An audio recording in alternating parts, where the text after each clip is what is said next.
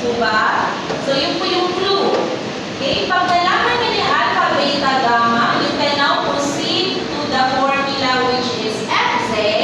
So, this one, these are the formula. Again, makakakompute lang po kayo ng Fx, Fy, Fz if you know the magnitude, the alpha, beta, gamma. Okay? Pag hindi nyo alam yung apat na given, wala po kayong Cartesian vector. Okay? So, that is the problem there. Now, ang second method po natin is this. So, meron po tayong transverse. So, that is another angle. So, dito, tatlo po ang given natin. So, we have the azimuth, transverse, and the F. Okay? So, using that, makakabuo po tayo ng Cartesian vector. Okay? So, ano po ba yung transverse and azimuth? Yung blue po, ang tawag po dyan is azimuth. Yung orange, transverse. Hindi siya theta ha? Okay, so let's define that one first. Okay, so azimuth is the angle between the vector to the common line. Ang tawag po natin dito is common line. Okay, so papangalanan natin siya. Since this one is the common line, ang tawag po natin dito is the fxy. Hindi siya fx, hindi siya fy, it's an fxy. Okay po ba? Yes po ba yun? So, it's an fxy. Kung makikita nyo po siya, nasa floor po siya. Kung nasa sahig tayo, meron tayong y, meron tayong z, nasa between siya. Okay, gets? If this is y, ito po yung ating x, ito po siya, gitna. Okay? Kaya ang pangalan po niya is fxy. Okay? That is the azimuth. So, ang pangalan po natin dito, how to write it, ganito na lang, mas madali. Okay? So, that is the azimuth. Okay? Again, how will you define the azimuth? The angle from the vector f to the common line. Wala po dapat ibang definition siya. Hindi po siya from positive z. What is positive z to the vector? Anong pangalan po ng angle na yun? Positive z to the vector. That is gamma. Okay? Ito po, it is from the vector to the common line. Okay? Another one is yung transverse. Si transverse naman patagilid. It's either galing siya sa y, going to the common line. Ito po yung y-axis natin. Kumara ito po. Y, going to the common line. Or, pwede naman siya x, going to the common line.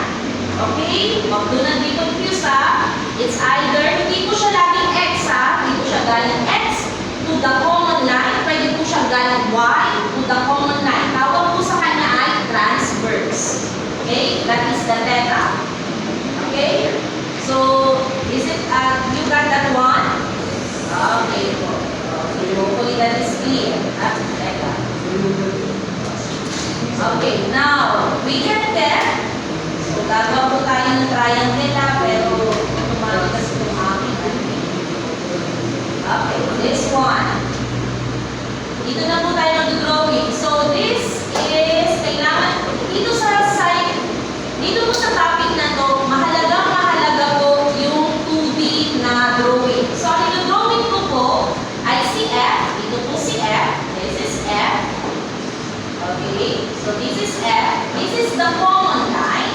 So, this is F, X, Y. At ito po si azimuth.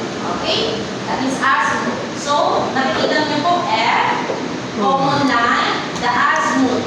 Now, my question here, ano pong pangalan ng axis na to? What do you call this axis? No. Z. This is F. Look at this Gamma. rectangle or square. This is F. This is the common line. This is the azimuth. What do you call this line? The Fz. Okay, that is Fz. Pwede na natin masolve si Fz. If this is Fz or the z-axis, positive z, pwede po natin siyang ilagay dito kasi since they are parallel. Okay? Now, anong relationship?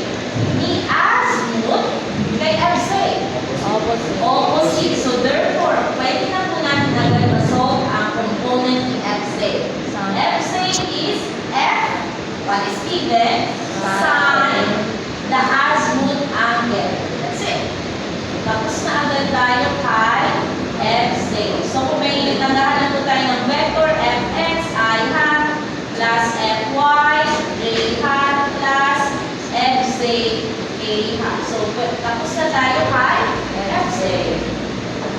Okay? Now, ang disadvantage lang po dito, lagi po itong positive. Okay? So, mamaya, kailangan natin maglagay ng mano-mano kung positive po ba to or negative. Okay? Babaguhin natin siya dito sa final answer. Gets po ba? Yes, So, again, dito, lagi pong positive ang lalabas dito. Hindi po lalabas na negative to. So, once na mag-fall po siya sa negative say, kailangan natin gamitin ang mano-mano negative. Okay? When we do that. Okay, yes. So, let's have this one. Now, kailangan natin din ma-solve si fxy. So, can you tell me kung anong relationship ni fxy kay f? Dito sa angle. Adjacent. So, pag sinol, that is f. Cosine the azimuth. And again, ito po ay positive. Okay? So, gagamitin po ba natin sa fxy? Meron po ba tayong fxy dito sa Cartesian? Wala. So, no need. Okay? Pero mamaya, very important siya. Ayan. Okay? So, itong triangle po na to, okay, this triangle, ang makukuha lang natin dito sa triangle na to ay si FZ. Okay? Wala na po tayong makukuha na iba. So, what we're going to do, gagamitin naman natin si transverse. Okay? So, ang gagawin ko po dyan, iaangat ko siya ng paganyan. Nasa sahig siya, I will lift it up. Okay? That is how to draw. So, kung iaangat ko siya, what axis is this? Ito po. Ano pong axis to? Again, this one, tataas. That is 1. Okay, positive 1. How about here? Ito po.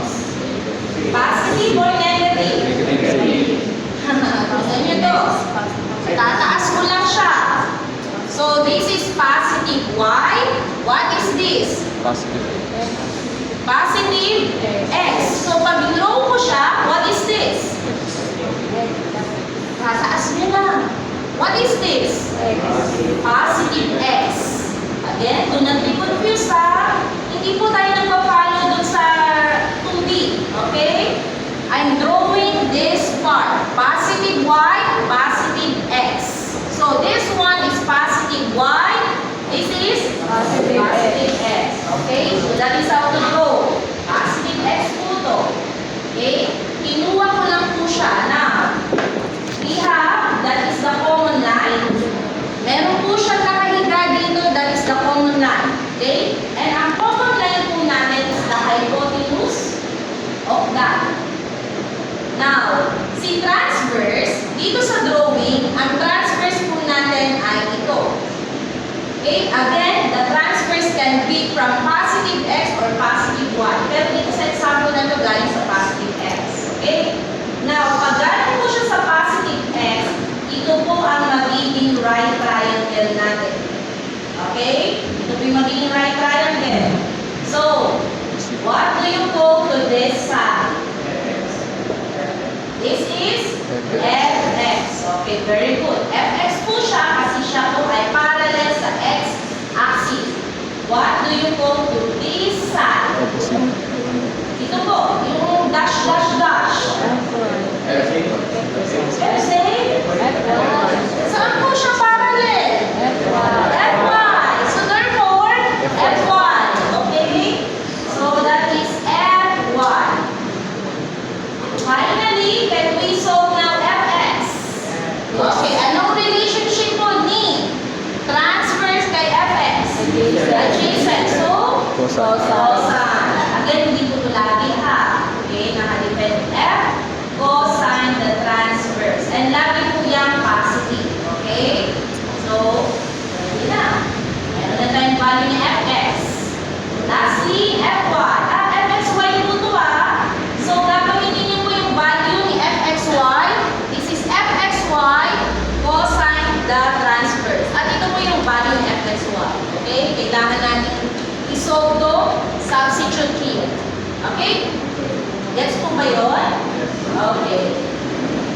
Let's go to Fy.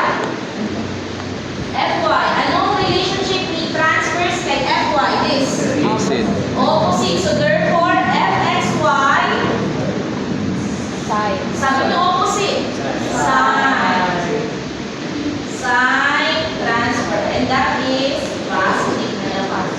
Okay, so tapos na natin si F1. Yes? Ganun lang. And we solve with the values. Ayan natin. Let's have this one. Okay, tell me.